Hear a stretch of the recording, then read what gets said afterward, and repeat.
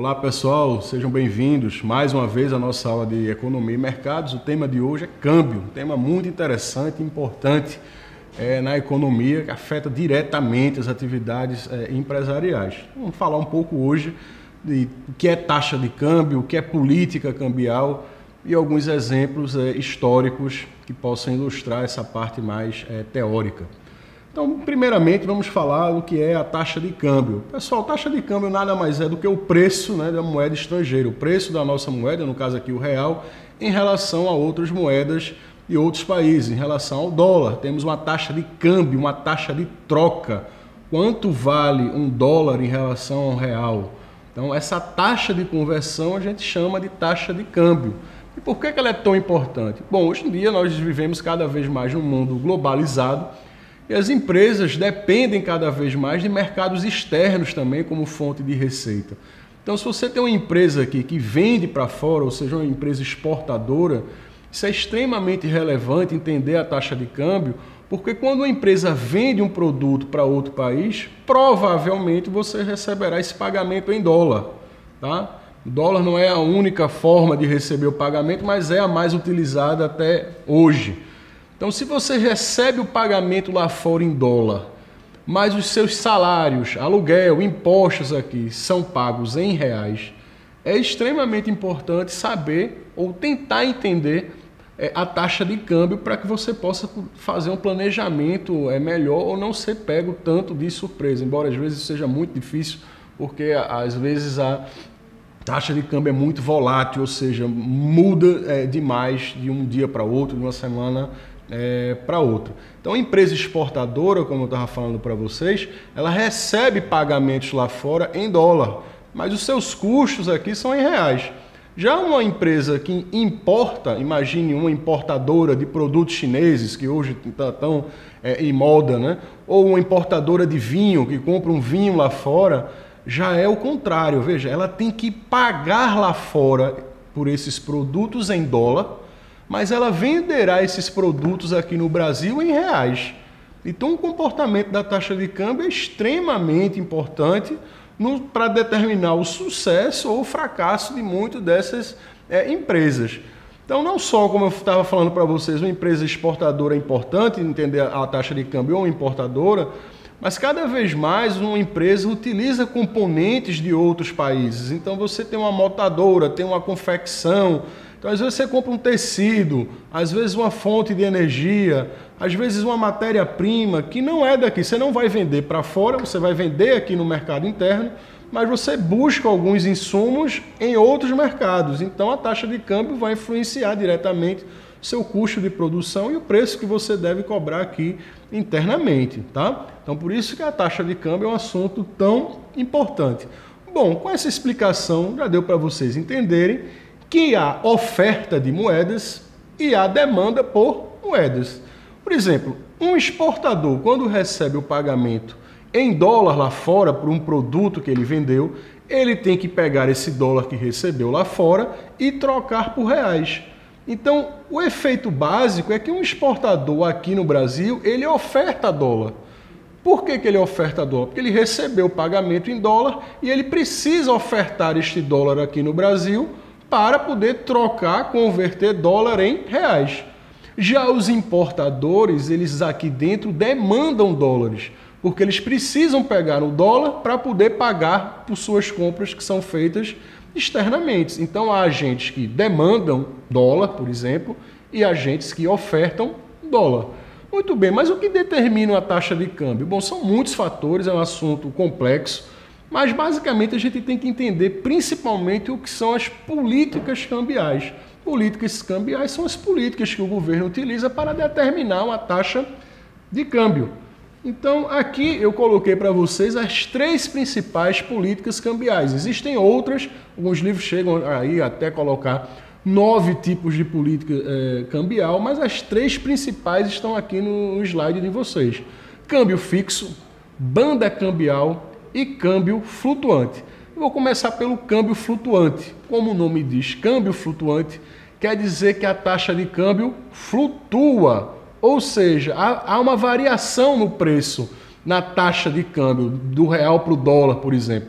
Hoje é 2,3, amanhã 2,10, pode ser que semana que vem caia 1,90. Não há uma taxa fixa, ela varia de acordo com o quê? De acordo com a demanda e com a oferta. Quanto maior a oferta, o preço diminui. Se a oferta de dólar está pequena, está escassa, o que é que acontece? O preço sobe. Ou, imagine que a oferta está constante, mas há uma demanda maior por dólar. O preço do dólar em relação ao real tende a subir. Imagine que a demanda está baixa, o preço tende a cair. Então, o câmbio flutuante nada mais é do que um câmbio de mercado. A demanda e a oferta definem a cotação, é um produto como qualquer outro. Então, hoje no Brasil, nós utilizamos o câmbio flutuante. Na verdade, é uma variação do câmbio flutuante chamada flutuação suja. Por quê? Porque o câmbio flutuante puro seria o mercado simplesmente determinando a taxa de câmbio através de demanda e oferta. Mas o Banco Central Brasileiro ele atua nesse mercado ou ofertando dólar ou comprando dólar ou, portanto, influenciando a oferta ou a demanda para chegar numa cotação que ele considere mais adequada. Então nós temos aí uma flutuação suja. Qual é a vantagem do regime do câmbio flutuante? A vantagem é que o governo não tem nem preço nenhum para definir, é o mercado que define o preço e é óbvio que isso diminui ataques especulativos. Na verdade, não tem como ter um ataque especulativo direto, porque o governo não se comprometeu exatamente em defender um preço. Você pode perguntar, como assim ataque especulativo? Veremos o próximo exemplo agora, o câmbio fixo, que é muito suscetível a ataques especulativos. Bom, o que é um câmbio fixo? O nome já diz, o câmbio fixo, o preço é fixo. Imagina que $1 é R$2. Esse câmbio está fixado. Então nós temos que $1 é R$2 hoje, amanhã, depois de amanhã, semana que vem e se Deus quiser também no mês que vem a cotação estará 2:1. Como é que o governo consegue fazer isso? É na base da caneta, na base da porrada, eu mando, todo mundo tem que obedecer?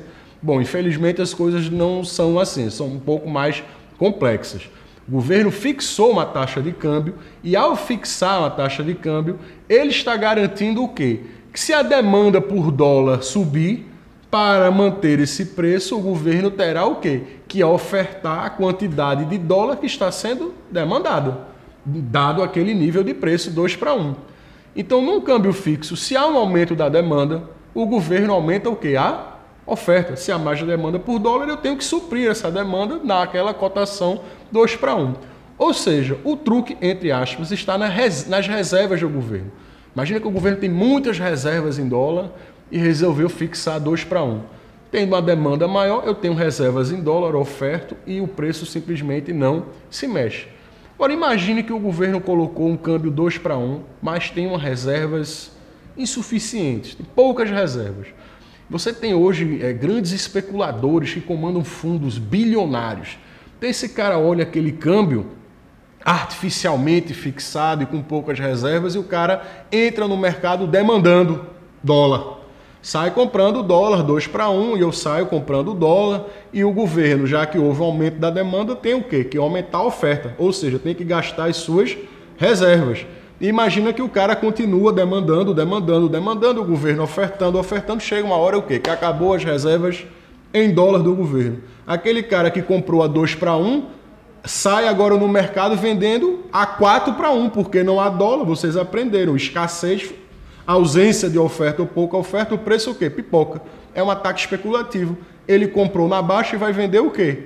Na alta. Então, esse é o grande problema do câmbio fixo. Ele é tido como um câmbio fixado de forma artificial. Se o governo não tiver realmente reservas, é muito difícil hoje o governo controlar fluxos de capitais enormes que existem.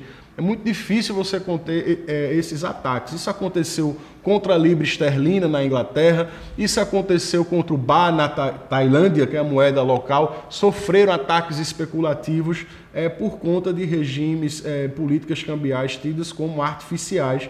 Então, investidores, especuladores, na verdade, perceberam isso, fizeram esse ataque especulativo. Bom, mas é tudo desvantagem. Qual seria a vantagem do câmbio fixo? Se tivesse que citar uma vantagem, talvez é a previsibilidade.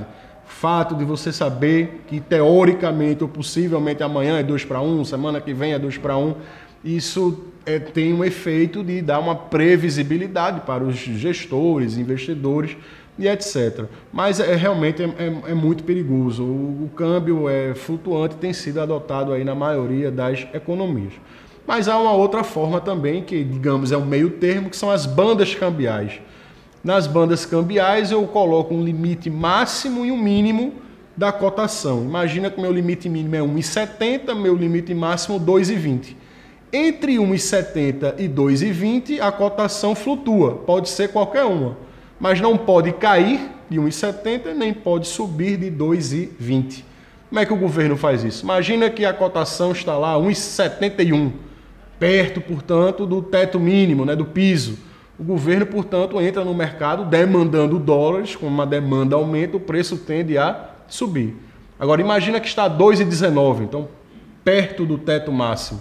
Nesse caso, agora o governo tem que ofertar dólares, aumentando a oferta, a cotação tende a cair. Banda cambial foi um instrumento muito importante, por exemplo, no sistema monetário europeu na década de 70, que é o embrião do euro. Então, uma moeda do Portugal, Espanha, França, a Alemanha, elas tinham uma banda cambial, um limite máximo e mínimo de desvalorização de uma moeda em relação a outra moeda. Então é extremamente importante a gente entender a política cambial, porque dependendo, na verdade, da política cambial, o câmbio vai ter um comportamento. Queria também dar alguns outros enfoques que são importantes na determinação do câmbio. Uma coisa muito importante, pessoal, é a taxa de juros. Imagine o seguinte, o Brasil, nos últimos anos, agora a coisa melhorou um pouco mais, a gente tem uma taxa de juros altíssima, uma taxa de juros muito alta e um risco de se investir aqui baixo. Então, isso tinha um efeito o quê? O investidor lá fora olhava, olha, os títulos do Brasil remuneram a taxas muito altas, por muito tempo ficamos com a segunda maior taxa de juros real do mundo e com risco baixo. Isso atraía o quê? Investimento. Atraíam investidores que compravam esses títulos aqui. O que é que acontecia com a oferta de dólar aqui? Aumentava e a cotação ia lá para baixo. Com a crise mundial que a gente teve, começando nos Estados Unidos e hoje na Europa, essa confusão toda, muitos investidores resolveram tirar dinheiro do Brasil, porque embora a gente seja um mercado relativamente seguro, não somos ainda os mais seguros do mundo.